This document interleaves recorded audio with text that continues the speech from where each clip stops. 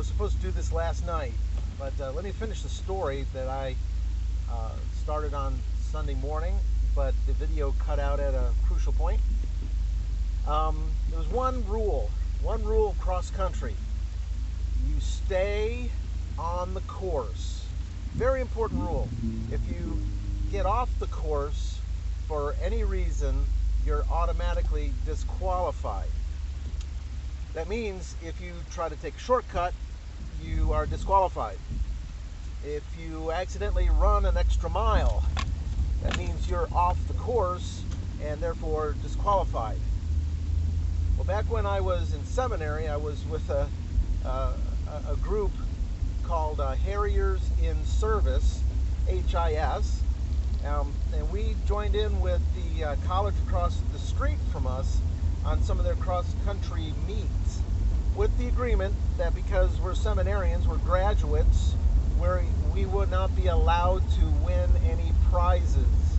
Even if we came in first, we would not be considered the winner because it was a college cross-country meet.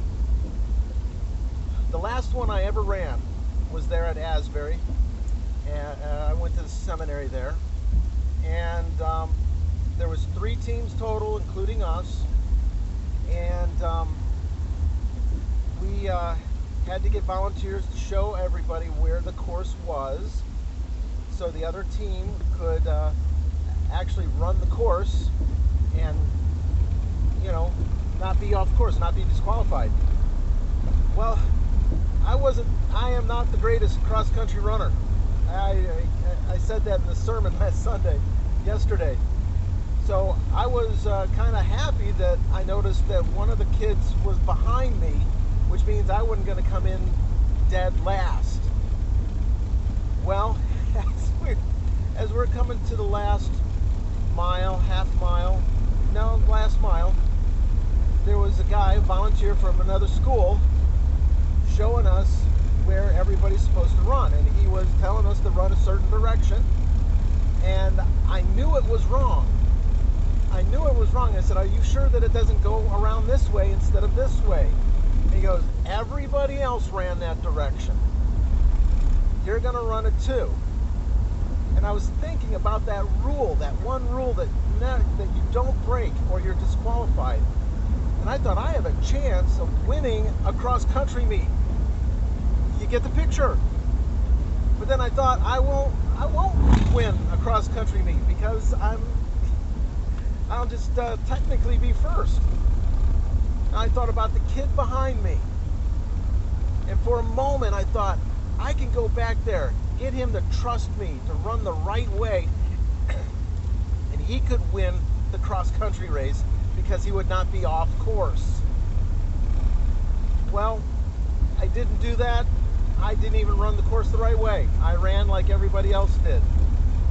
And as I was coming across the line, the coach from the college team looked at me and said, "Mike, tell me you ran the course right." And I could have said that to him, but I couldn't because the guilt. And the problem was, everybody ran the wrong way. Everybody was disqualified, including the guy behind me. If I could have convinced him to run the right way, he could have been the winner. But because I did not do it that way, he did not win the course. He did not win the race. The passage I was preaching from was Hebrews 12.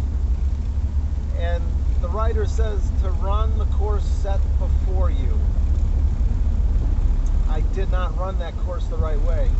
I learned in a big way to stay on the track, to stay on the course, no matter what, or the possibility would be disqualification.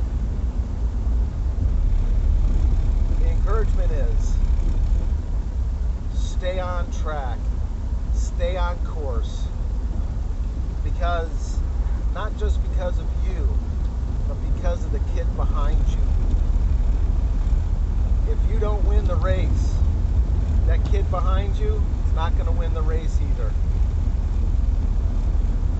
So it goes on because we get a reward. We get a reward because Jesus doesn't call us to be successful. He calls us to be faithful. And our reward is simply, well done, good and faithful servant. So that was the story that got cut off. And I hope it means something to somebody out there. Maybe it was that kid who's behind me. If you ever hear this story and it sounds familiar, please, please, please forgive me. Well, this coming Wednesday, I am going to be teaching on the lesson of one of the first is the first day of the week, what we need to do and how it helps us to grow spiritually. Well, I have to focus a little bit harder on the road because as some of you notice off this window here, I am driving. So please forgive me on that as well. Okay, ta-ta for now.